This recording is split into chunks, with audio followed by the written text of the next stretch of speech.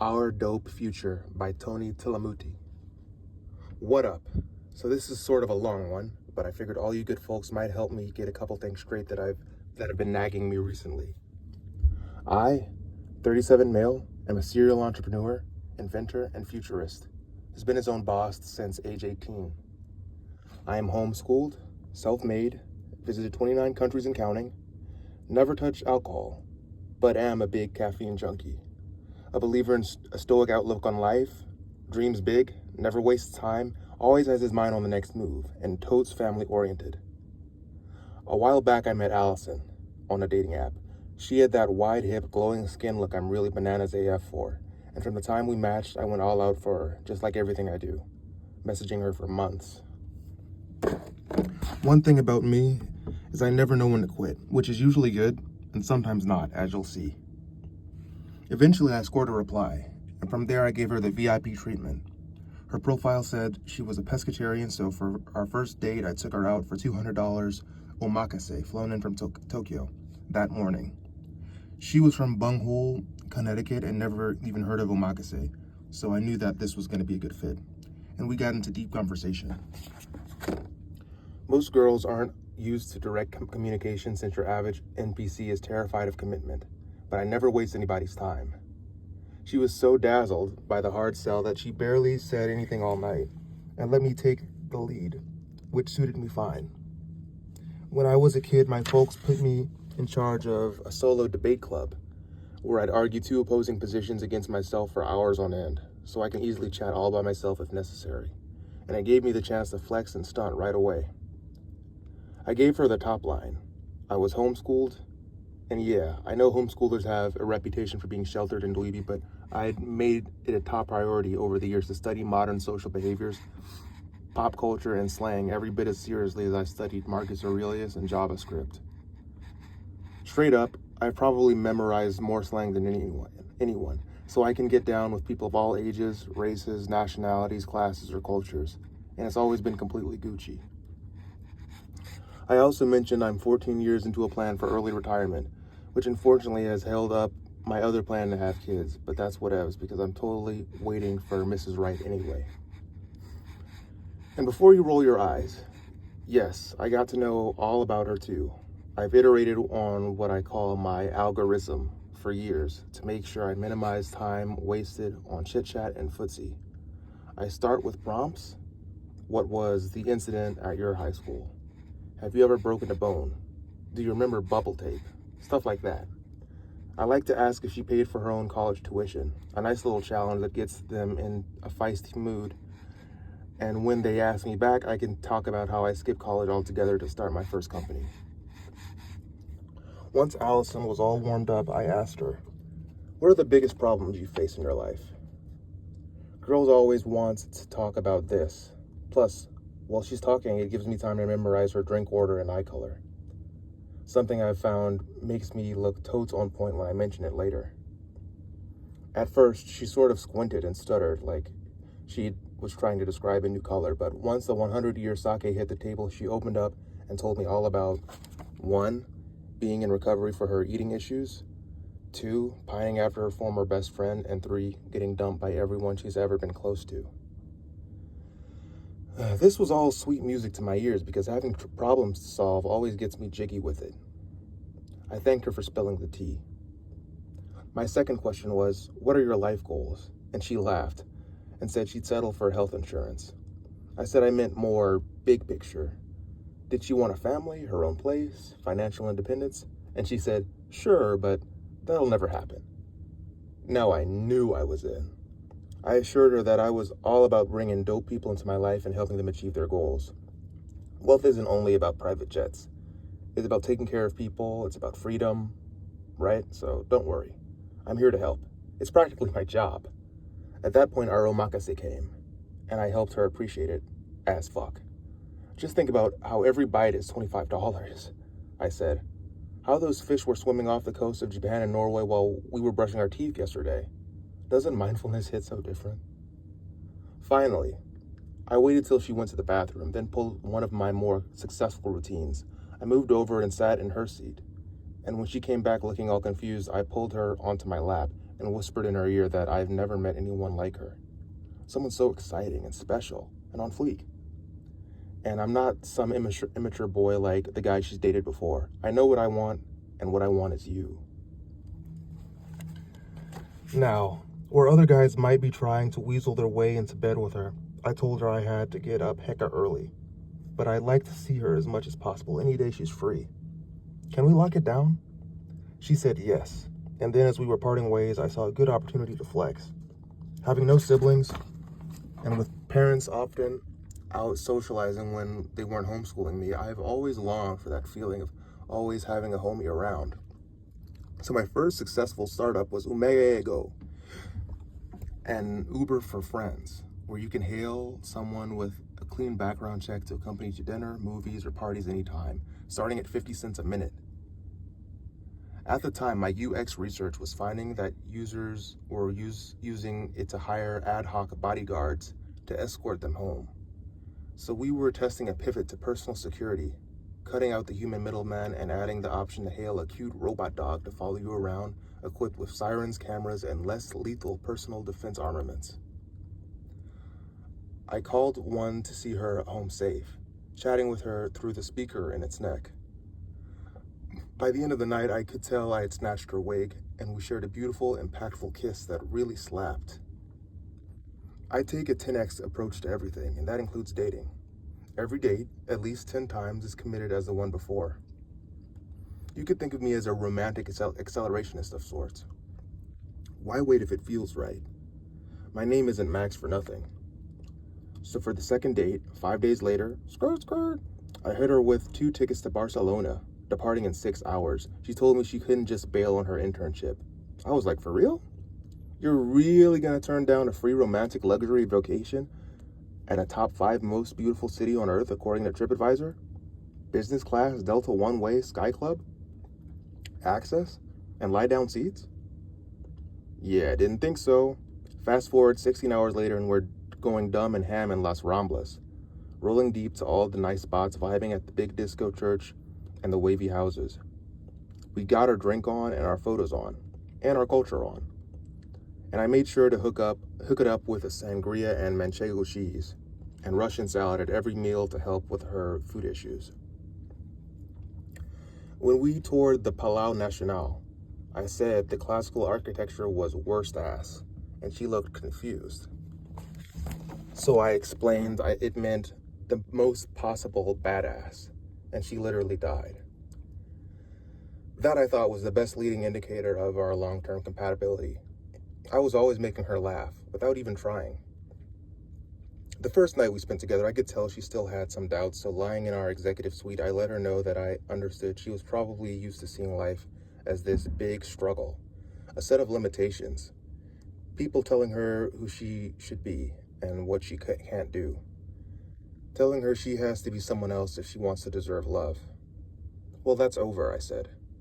I'm here now, and I'm offering you my mad love and support if you'll have it.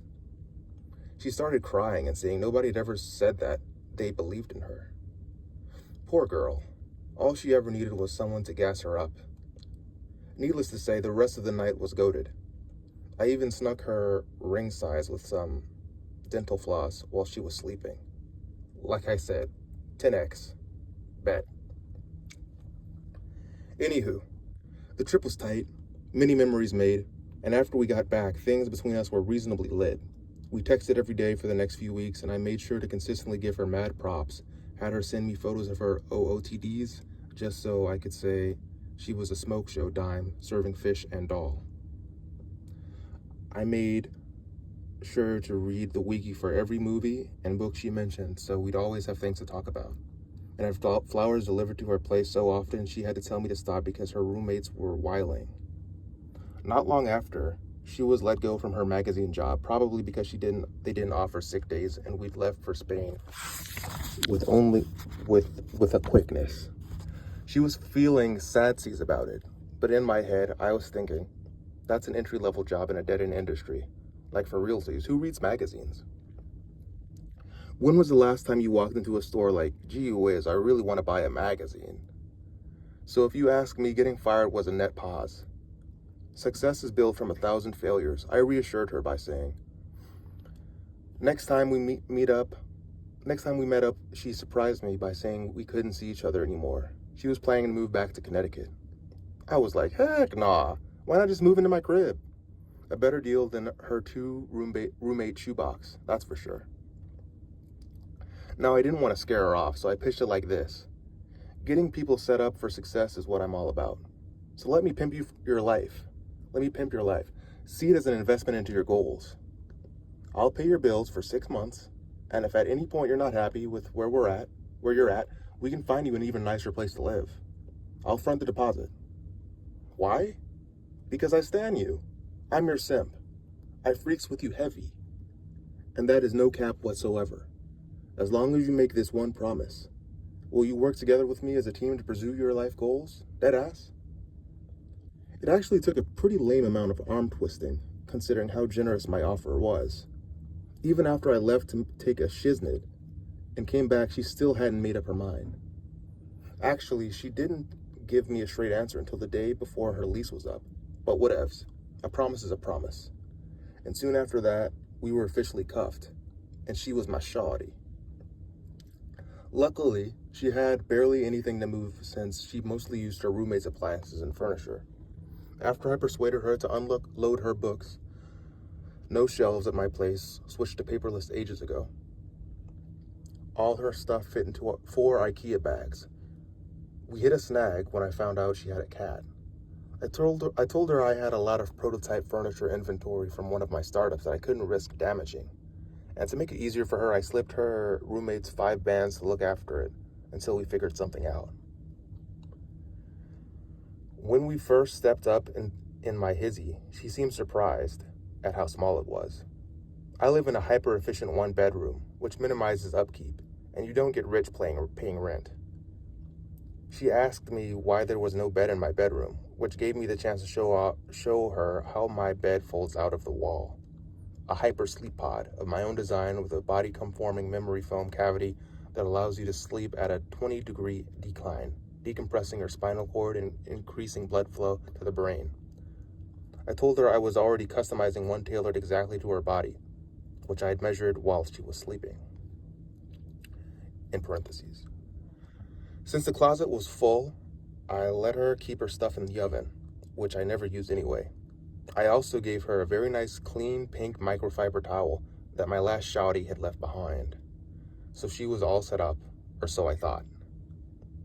Around this time, things started getting slammed at work. I was gearing up to pitch investors on my new startups. Sweat seats, a complete living room furniture set that doubles as gym equipment. Alright, so peep this. You get antsy while watching TV on your sweat seats recliner, so you flip up the footrest, and crush out some leg presses up to 300 pounds, making productive use of what would otherwise be wasted time. Cool beans, right? We hadn't fully cracked the stinky, soggy upholstery problem yet, so my team was in all-hands solutions mode, and I was in head-down building mode. Up at 4 a.m., chug a creatine bacon shake, and on the drive to the office, then grind till the wheels come off that bad mother shut your mouth. Actually, that reminds me how our first fight was over those shakes. Okay, so my most successful startup to date is a meal replacement shake called Dope Sauce with an umlaut. It always baffled me why other shakes like Ensure and Soylent were always sweet and only did the bare minimum of nourishment. I saw a giant hole in the market for savory yet functional flavors like adaptogen grilled cheese, CBD clam chowder, and piracetam barbecue ribs, all with a little kick of caffeine at a price point so competitive it'd be perfect for schools, hospitals, and correctional facilities. As a founder, I live and breathe, and in this case drink my products, so I haven't eaten solids at home or bought groceries in years. Like I said, I had zero time to take Allison out. But she said she wouldn't drink the shakes because she's pescatarian, even after I assured her that they contain no actual animal products, just really great flavoring. I was hoping she'd be gagged for them. It would have been a win-win because she was always talking about her struggles to eat healthy, and dog fooding would help me deal with surplus inventory that was filling all my closets and nearing expiration. Shelf stability was a pain point back then, in parentheses. Unfortunately, she gagged on them whenever she tasted them. She wouldn't even try the Adderall French fries. I couldn't understand why homegirl was tripping. Were we not on the same side, helping each other achieve our goals? I don't even know what she was doing to feed herself otherwise, and she certainly didn't have the shmoney for groceries, but hey, her choice. I thought it was a bit rich for her to turn her nose up at my hard work while lying around the hizzy all day. No shade, but I think she was frustrated that, given all the time and space in the world, she was realizing she didn't have as clear an idea of her goals as I did, and was taking her frustrations out on me. I figured if she used to work at a magazine, she could maybe start a new media venture. A while ago, I built a sexual consent on the blockchain app. In parentheses, I use case so obvious I'm shocked I got to it first. So with my Web3 experience, I told her I could help her launch a decentralized magazine where readers could be token holders who vote on editorial decisions. I also offered multiple times to give her a free workflow and SWOT audit, but she'd always said, "It's a thought," and never bring it up again. Instead, what did she do? If I'm keeping it 100, not much. Mostly goofed around on her phone. I checked her screen time tracker once and noticed she was logging something whack like 40 hours a week, which is about the same as me, except I actually use my phone for work and informative podcasts. Her browser history was mostly TV recaps, celebrity plastic surgery timelines, the phrase weight gain with different antidepressants, and for some reason lots of videos of grain entrapment deaths and people hugging their pets goodbye before euthanasia. Something that got me especially heated too was she'd been looking at adult content. I'm no prude or anything, and it's true that we hadn't Netflixed and chilled since Spain, but that was partly because I was so busy, and partly because abstaining from Netflix and chilling is how I keep my cognitive function on point. And partly also, as I explained to her, that I'd been noticing it took usually up to 20 minutes to accomplish her goals in bed, whereas it only takes me around 2 minutes to accomplish mine. So that's not totally even Stevens, if you know what I mean. But the adult content didn't sit right with me either. It implied that she wasn't adapting to her new circumstances, and that what we had wasn't enough for her. I don't know, it just seemed ungrateful. The way I see it, I was giving her the opportunity to pursue anything she wanted. Pretty much the most amazeballs deal you could ask for. And still, she wasn't motivated. Clearly, she needed a push. So I set out to be her accountability homie. I've been fine-tuning my own habit stack for so long, it's like breathing to me. And I saw lots to fix with hers. For starters, I bought her a Pomodoro timer and a day planner, and set up a Kanban board. Her phone was clearly the big time suck, but I knew confiscating it would make her freak out, like any kid when you take away their toys. So one day before work, I rootkitted her phone to install the beta of my latest productivity app, Wristlap, which tracks everything: screen time, messages, heart rate, location, caloric intake, sleep, menstrual cycles, and keeps you accountable by locking you out of social media, texts, and credit cards, or deducting money from your bank account when you don't hit your stated goals. I set it to block incoming and outgoing messages on Allison's phone and stop time-wasting websites and adult content from loading properly. I figured this would be enough to tip the balance towards progress. The first time she complained about her phone being broken, I told her it was for the best, and that personally, whenever I feel like taking a motivational break, I pair some inspiring savage images with sickening music. For me, I like to crank Another One Bites the Dust while looking at a photo of the American soldiers sticking the flag into Japan. Just a double dose of freaking epicness. After a few minutes of that, I'm always eyes up and ready to rock. She said a few sort of negative things about this, so after I set her straight on the no bummers policy in my house, I reminded her that if we were going to pursue our goals, we had to keep focused on the long term. Then, in rebuttal to her crying, I asked her to explain why she thought that was a constructive or salient response to what I just said. And all she did was keep crying, which proved my point. It was giving irresponsible. It was giving lack of commitment, even. I knew if I let it drop here, it would condition her into thinking that crying was an acceptable way to win a debate. So for the entire night, I sat with her, leaving only twice to take a quick shiznit, and gave her plenty of time to explain how exactly it was my fault she was unhappy. She said we never went out, to which I pointed out that I'd been working hard and she was welcome to go and do whatever she liked, though she'd probably find it hard to do without any money. Then she asserted that she was bored, and I countered that she wouldn't be bored if she kept herself busy pursuing her life goals, and it was not my responsibility to define those for her. Her third claim was the wildest. She said that I was only pursuing my goals, not ours. As a Stoic, I seldom get pressed, but I wasn't going to let that one slide. So I clapped back and said, "Oh, so I'm the jerk. Me. Sure, yeah, that's right. I'm so terrible for giving you a free place to live, free nutrition, free affection, free mindset coaching. I'm the big bad bumbaclot. Everything I do and say is so awful, and I've never done anything good for you, and you've never been wrong in your whole life. I'm to blame for you sitting around on your bussy all day doing hey nani nani. That's right, gosh. What an op I am," and so on. I was using my spreading skills from debate, so imagine me saying all this at about 300 words per minute. By then, all she could do was clutch at her hair and mutter, "No, no, no, no, no, no, no, no, no." To which I replied, "Yes, yes, yes, yes, yes, yes, yes, yes, yes, yes." When she finally tired herself out, I didn't want to make her feel bad about losing. So I said, Who believes in you more than me? Who's truly got you? Do you see any of your home skillets rushing to help you? When's the last time your parents called to check in? In no way was she going to trick me into thinking I wasn't being bae. Mind you, I'd been keeping my teletherapist looped in on everything. I told her I'd met a girl who'd moved in with me, whom I was supporting so she could pursue her goals, and my teletherapist confirmed that was great of me to do, that it's good. I'm embracing my role as Allison's main attachment figure. And I said, "Bars, that's very tea, sis.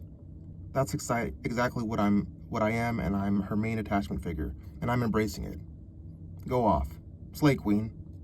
My teletherapist is black, by the way, parentheses. I'd hoped Allison's mood would shift after our chat, but it felt like every night was the same sulking and moping for months. I started feeling like I was alone, moving towards our life goals for the both of us. I figured some time apart would be aight, so I worked longer hours at the office, kept an eye on Allison by streaming my Hizzy security camera to my third monitor. Instead of even trying to do any work, all she did was rearrange her few belongings over and over. Her makeup kit, the contents of her purse, little stacks of clothes, for hours on end.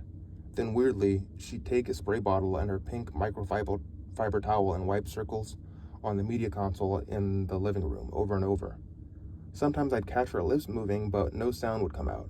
At first I thought, okay, well, it's dope of her to reinvest her energy in a positive direction. That's a win for me because I love coming home to a tidy house. Might even be able to let the cleaning lady go. I made sure to provide positive reinforcement by saying things like, "I appreciate your hard work. Betch," with an E. "You're really eating the media console up. No crumbs." But it started to get so that I'd leave for work and she'd be wiping dust on the media console. Check in at lunch. She's still wiping dust. At 7 p.m., I'd come back home and she would be in the exact same spot wiping dust, not even looking up at me.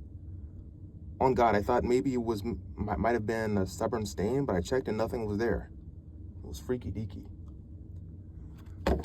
So one day, after I'm standing there watching her wipe this spot for 5 minutes, not even acknowledging that I'm there, I said, "Listen, I'm sincerely gagged that you're taking some ownership of the space, but how is wiping dust all day contributing to the pursuit of our goals?" And she turned and looked at me with this spacey squint, like I was a window and she was peering through me at the horizon. I said, "Maybe if you enjoy cleaning so much, you could stack it as a reward only after you're done with your task for the day. Or at the very least, you could show the bathroom and the kitchen some mad love too, blood." She nodded, and I realized that since our debate, I hadn't actually heard her voice in days, maybe weeks. Not only that, but when I checked in on the security cam one day, I saw that she wasn't even wiping dust anymore. Just sitting in my wing chair, ab crunch machine, staring straight ahead with the curtains drawn. She was still there when I got home that night, and I thought she might be angry. So I said, "What's the matter, Hunty?" She didn't answer me.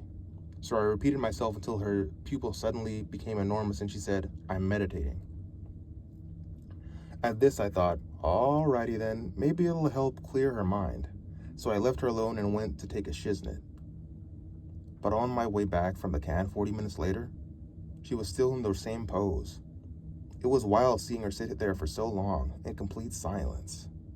I figured she'd get bored eventually, but instead the session started stretching out to 5, 6, 7 hours. With no water or bathroom breaks, every time I went in to check on her, I never saw her move once. Couldn't even see her breathing. I mean, it was not healthy and definitely not productive. And when she'd come out of one of those sessions, she would head straight to the bed and sleep, which was bizarre to me that she could fall asleep after sitting still for so long. Or maybe she was faking it, who knows? One time I plopped down next to her to give it a try myself, just to see if she'd figured out some new mental focus hack I could use. But literally nobody with real responsibilities can sit still for that long. And every time I peeked to see if she was cheating, she was motionless with a zonked out look on her face, like she was sleeping with her eyes open. When I asked her what she thought about while she meditated, she said she didn't think about anything. But I know that was totally cap. Nobody can think about nothing. That's not mindfulness, that's mindlessness. I suggested that maybe instead she could repeat some auto-suggested mantras like, "I'm really slay, badass," or "I'm definitely finna get a lot of work done soon." But she didn't seem interested. It bugged me that she'd rather hang out with nobody and think about nothing instead of hanging out with and thinking about me. Then I realized it was even worse. I started feeling like there was someone in her head and she was talking to them, specifically about me. And that guy was making up rude things about me. That kind of cheesed me off, almost like she was cheating on me with this guy. I went over to tap her shoulder and ask her about it, and her eyes popped open and she yelled, right in my face, "I'm bleeping meditating!"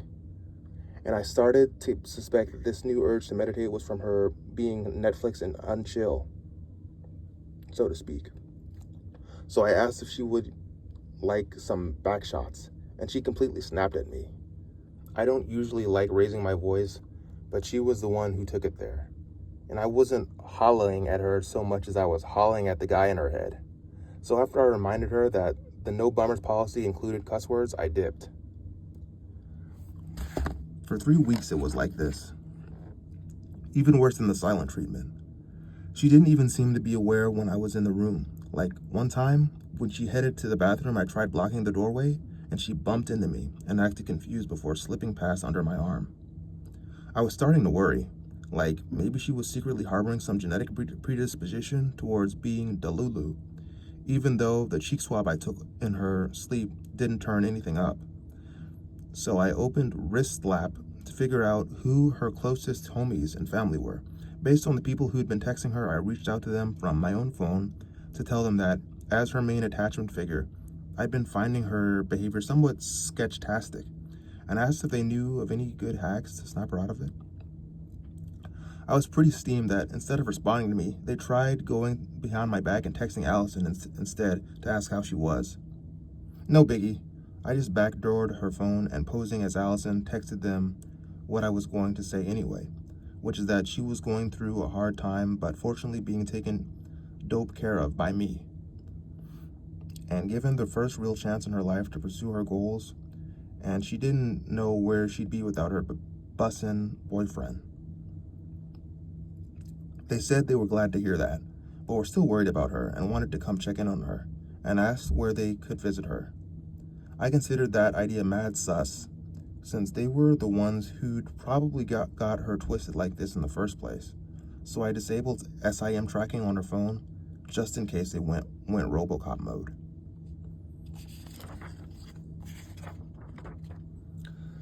A few days later, Allison brought up my previous offer to move her into a better place and front the deposit if she wasn't happy.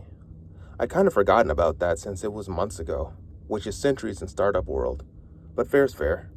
I did remember promising that, and my word is bond, though the challenge with this was that I was not comfortably liquid at the time, because crypto was dipping and the rest was tied up in wrist slap. So in terms of money on hand, we'd have to chillax on that for a while.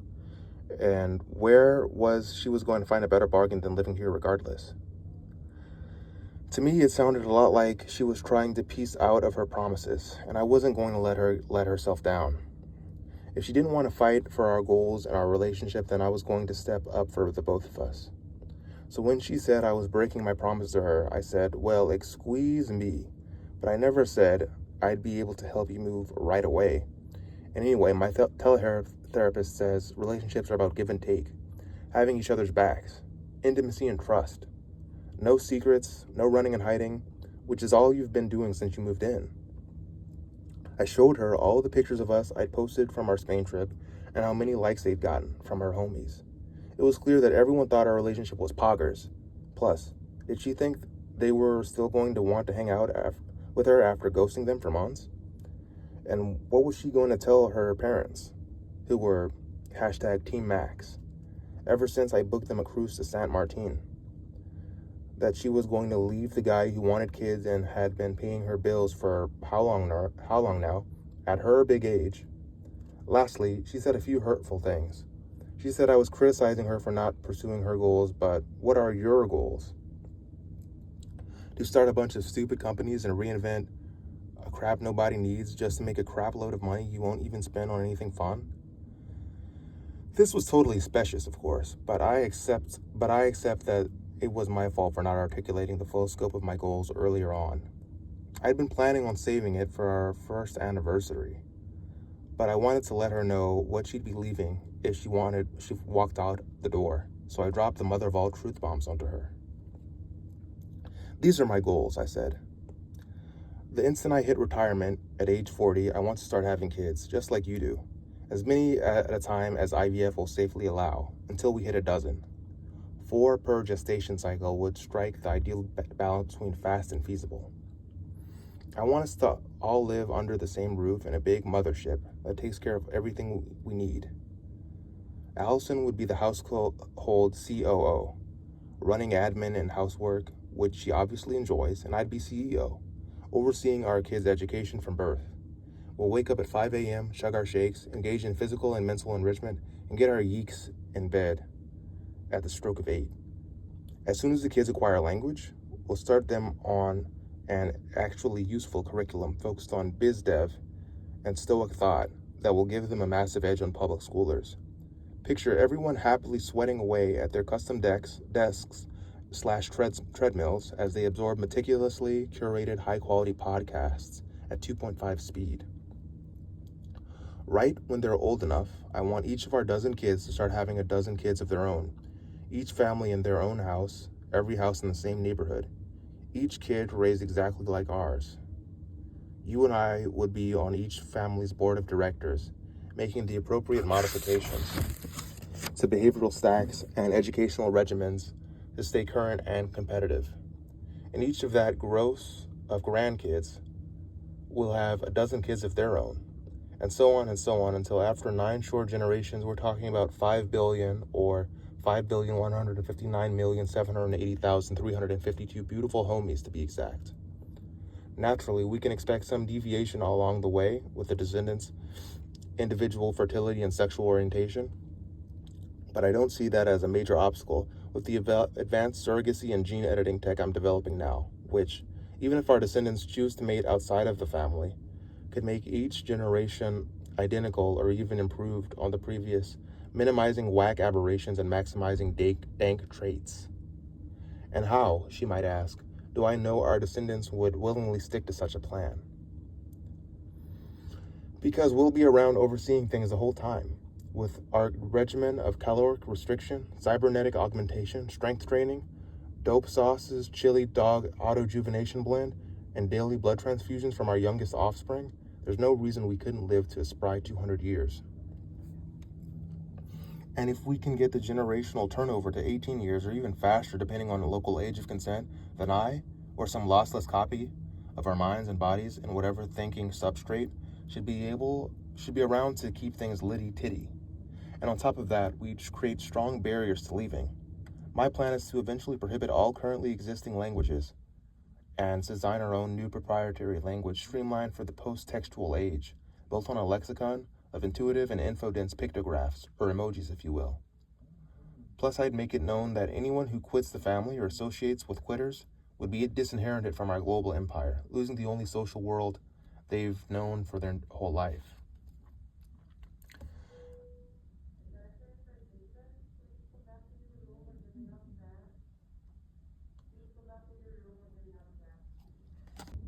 Imagine the billions of us, united, striving towards a common goal, building together, breeding together, voting together in the trustless political system of our own network state, built upon future-proof modular platforms, sprawling over the gentle waves of the Andaman Sea, with our own hydro-solar power grid, enjoying the universal peace of family love, all tracing back to you and me, like Adam and Eve.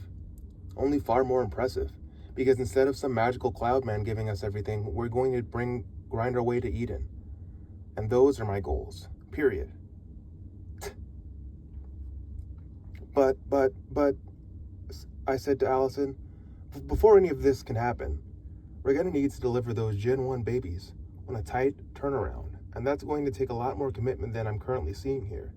And the window of opportunity isn't going to be open forever, fertility-wise, on your end. Even being a stoic, it bums me out to remember this next part. It really does. The same way it saddens me when a cool new startup folds because the public isn't ready for its vision. I could tell she wasn't fully geeked out about it, but I wasn't going to give up or anything. Nothing on earth is worse than a quitter. I truly believe that. Ultimately, it was Allison who just couldn't even. And instead of owning it by saying, "I'm sorry, SA, but I have to break my promise to you about pursuing our goals," she walked over to me all slowly and handed me this kind of big, nasty pouch made up of her pink microfiber towel covered in stains and full of junk. Like weird little sculptures of animals' mouths, and leaky prescription pill bottles filled with oily liquid and bits of hair tied up with different colored hair and loose handfuls of some sort of seed or grain. Also, this dirty piece of paper covered in ink drawings of either veins or vines and writing like, "I'm copying out a part from the middle now." Stitch, bird nest, dollar, contamen, solus, ex potens, construct, ungod, not of his own, ex os, wed to Plutus by cord, discontrat, sunblade, collar, chrism, dun, Zeros, fetterwed, to Malbolg in fast, Zeus, Anton, disfer. Like what? Just super random, indecipherable stuff. And kinda sad. All that time she could have been pushing towards our freaking dope future together. She spends on arts and crafts and a weird poem. I don't really mind when relationships fail. It was more sobering to consider for the first time that my talent for seeing and bringing out the dankest in people had misled me. So I told her, "I'm sorry, I just don't see a path forward for us. So I have to let you go. And although we were not able to achieve our goals together, I wish you the best on your journey, wherever it takes you. May your time on Earth be prosperous as fuck. And you can keep the pink towel if you want." She moved out, and that night didn't even bother taking her stuff from the oven. She was willing to walk away from all of it, from a truly exceptional and meaningful life with her biggest simp. After the breakup, I peeped her socials to see if she was mentioning me anywhere, but I didn't see anything. I figured she was pretty embarrassed about letting me down. Not that I'm pointing fingers, but I'm pretty sure she did a few sus things on her way out. Like somehow a bunch of grit or sand found its way into some of my dope sauce inventory, even though the freshness seals were intact, with a smell I can only describe as surgical. Also, I think she messed up with my Umigo robot dog, because it kept barking at me late at night, even though I never programmed it to bark. Whatevs. The thing that really bugged me, after all the work and temporal capital I invested into the relationship beyond just the lack of ROI, was realizing that some people can't be helped, even actually and actively refuse help. And if you try to save them, they'll yeet you down with them. So all you can do is let them learn from their own mistakes. The bottom line takeaway for me is that some women are scared of life and can't handle a passionate guy with a big heart and big goals who's willing to call them out on their BS. I mean, I'm fully for equal rights, etc., but sometimes you hoes, with an X, really wield your tears like tear gas. I don't necessarily blame her, but I'm pretty steamed that I let this whole kerfuffle delay my plans by months. Though if any adventuresome baddies reading this are intrigued and at peak fertility, slide into my DMs. So there's my tale of heartbreak. No need to feel bad for me. I see it as just another speed bump on the path to success. All I truly regret is that I didn't fail faster. I'm sharing my story with you because this relationship was the closest I've ever gotten to achieving my goals. I feel like if I can step through and debug the process, the next one will be a resounding W. What do you all think? How might I have convinced Allison to believe in herself more instead of projecting her own limitations onto me? Are there any untapped efficiencies or single points of failure? Here's to a productive and stimulating discussion, gang. Edit. Holy snickies, this post is popping off. Thanks to all who are weighing in on this. Even if you don't see eye to eye, I love your passion and your perspective. This is a builder culture. Steel sharpening steel. Pure caffeine and adrenaline. And may the best ideas win. Boots on the ground. Edit number 2. Okay, I'm seeing things start to get heated in the comments, so let me clap back on some specific claims. First off, Allison was perfectly healthy and in no way confined to my place, nor did I surveil her. I've had security cams way before she moved in. Would you argue I'm surveilling myself? Point 2. If running an app on someone's phone to improve user experience and minimize distraction is hacking, then I've got news for you, fam. Every technology company is hacking you, including the one that you're reading this on. Again, I did it to help Allison achieve her goals like she said that she wanted to. I don't see how it matters whether she asked for this form of help specifically. Some might consider it rather thoughtful that I did it without having to be asked. And finally, I've heard some wild takes in my time, but this idea that wanting a large, close-knit family is Nazi shit, quote unquote, as if this, whatever. This ain't it, Chiefs. Edit number 2B. More clarifications. Dogs, I truly don't appreciate this suggestion that I somehow pushed or inveigled Allison into doing anything she didn't want to do. Really, where are you getting this stuff? Were you there? Did you peep it with your own eyes? From the start, I was above board with where I was coming from. I anteed it up and followed through. If anyone had gotten it twisted, it was her, for not honoring her commitments. Any reasonable person would agree everything I did was for her benefit, not mine. Edit 2C. Important context. A small handful of player haters have taken it upon themselves to distort the conversation by upvoting all the most negative comments. It's high-key sus how the moderators appear to be asleep at the wheel, despite the clear violations of policies against posting personal information. Have we just decided to pretend rules don't exist? Edit 3A. Ha ha ha. Hats off to all you bozos posting my LinkedIn. Yes, my name is Maximus Aurelius Horny, which I think is a beautiful homage to one of history's worst-ass thinkers. Hate to break it to you suckers, but the ink is dry on all my funding, and my squad of investy besties are solidly in my corner. You can't really get me fired if I'm my own boss. Now can you? Also, can someone explain in what way I'm supposedly to be insulted by old photos of myself? Actually, according to the 1998 Merck study, 16% of men experience moderate to extensive hair loss between the ages of 18 and 29. And I'm within a standard deviation of men in terms of frontal baldness. But oh wait, you didn't bother looking that up, did you? Thought not. You burned. But it really shows how invested you all are for trawling through my old accounts. I'm flattered, really. Looks like Allison wasn't the only one living rent-free somewhere, because I'm living rent-free in your heads. And thanks for the free publicity. Always a big help for startups. IJBOL. Laughing emoji 3 times.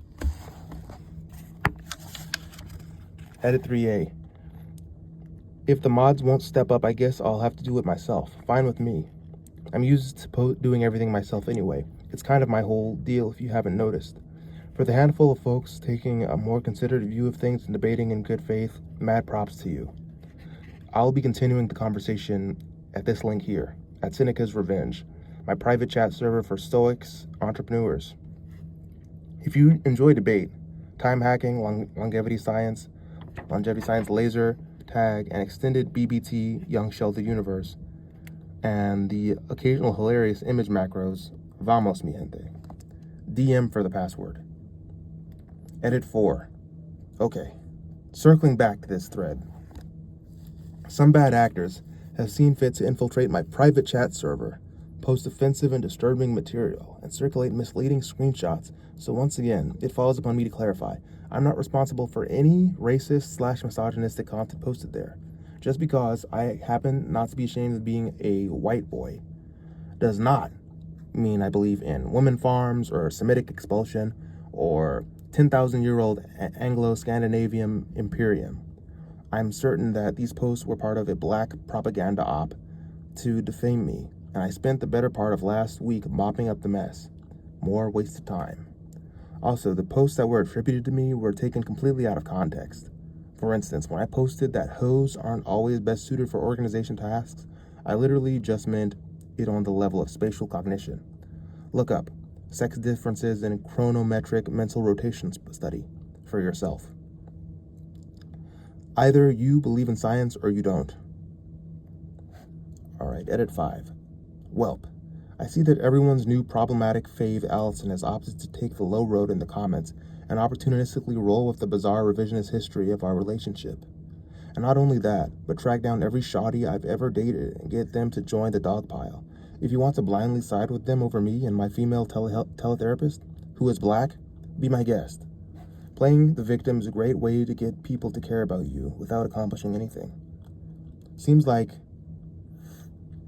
Allison, since I suspect you're listening intently, let me just say this. It's mad easy to look back on a situation that didn't turn out the way you wanted and then scapegoat others for it. But aren't you leaving out how much I helped you? Was I not in the final accounting bay? Have you forgotten Spain? Edit 5A. Alright, this will be my final follow-up and word on the matter. The way I've been abused over the past few weeks by total strangers, and especially by Allison and my other ex-shawties, really has me having a cow. My entire life is dedicated to improving the world, helping people by bringing out their full potential, relying on nobody, and working for my family, the future, and my future family. This whole cluster flump has made me realize there's no place for a forward-thinking guy like me in this country. So I'm going like Tron. Peace out, and word to your mothers. It's dark days for society when we start treating our most productive members like villains and ops instead of leaders and goats. Great job, everyone. Congratulations. Not. Congratulations. Edit 5B. Sorry to all my new quote-unquote followers, but despite your creeper efforts to track me down, you're not going to find me anywhere near dry land or the laws of men. With all the guff you put me through, I've decided to start my own plans early and liquidate my assets, taking to the open waters, free as a fish in my swagged out, quirked up, self-sustaining, floating ocean pod, truly living according to nature. While you all burst your forehead veins open typing angry comments, I'm lying here all cozy in my chaste, long Pilates reformer, with blazing satellite Wi-Fi, adjustable tent portholes, more than enough room to stand and walk around, and a year's supply of dope sauce to keep me flexing and flossing on the blue frontier. This is just something so kawaii. There's something so kawaii about being able to poke my head out from the sunroof twice a day and see nothing but space and the possibilities surrounding me, and scream my affirmations to the sky full blast. I am ill. I am chill. I am PHAT fat. I am fly. I am clutch. I am fetch. I am betch. I am based. I am bay. I am slay. I am cray. I am a whole snack. I am a real G. I am a hot mess. I'm the coldest to ever do it. I am Mother. I am Zaddy. I am Sasha Fierce. Vibing out here in all this tranquil majesty, I've come to the exciting realization that my approach to achieving my goals has been limited. That with Allison, my mistake was that I had unwittingly shackled myself to the old world, regressive constraints of monogamy. That my real ride or dies have been the ones who've believed in me from the beginning. So several of my investy besties are en route in their own seacraft to link up and form the Freedom Fleet. That will be our base of operations. And I've been making arrangements with some home slices in a nearby developing nation to bring ambitious fly young baddies aboard with strong incentives to action my family plan post-haste. In a little over 9 months, I'll be welcoming aboard a dozen new passengers / future entrepreneurs. So we out here. Munch on that, scrubs. Boy, bye. Edit 6. Emergency post. Urgent. So it's come to this. I'm writing from a hot, cramped waiting room in the U.S. Embassy in Bangkok. Thanks to the combined geolocation efforts of a planet full of haters, ops, broke boys, and wanksters, the Royal Thai Navy has discovered and impounded our vessels, and we have been detained against our will. I have not been given adequate medical attention for my bed sores, my vitamin D deficiency, or what I've determined is a fairly advanced case of melanoglossia, or black hairy tongue, which I suspect owes to the tainted dope sauce. The Thai authorities allege that we have been engaged in human trafficking for bringing a few girl bosses aboard, consensually, and that our fleet infringes on their sovereignty, which they're claiming is punishable by death. They can't just clap a U.S. citizen, can they? Can any experts in international maritime law confirm? I'm just so profoundly shooketh that things could turn out like this. From the start, all I've done is work hard, stay focused, and be a champion for others.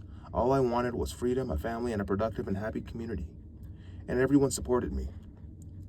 When I asked for funding, investors saw the value in my products and were happy to give it.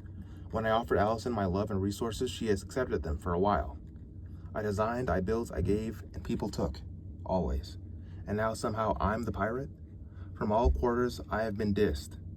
I have been thrown shade. I have been put on blast. I have been called abuser, Nazi, breeder, homeschool runner, panoptic clown, Jeffrey Epstein, and even crueler slurs I won't repeat here. How whack to realize that what I had done once considered Allison's unique ingratitude born out of unfulfillment is shared by the people all over the world. All I can conclude is that ours is a world that truly believes human flourishing is a crime and ambition is grounds for punishment. Tell me, after all the value I've created and the best-in-class innovations I have successfully brought to the market and the inspiration I have offered by example, if everything I did was so evil, how is it that up until now not a single person ever told me no?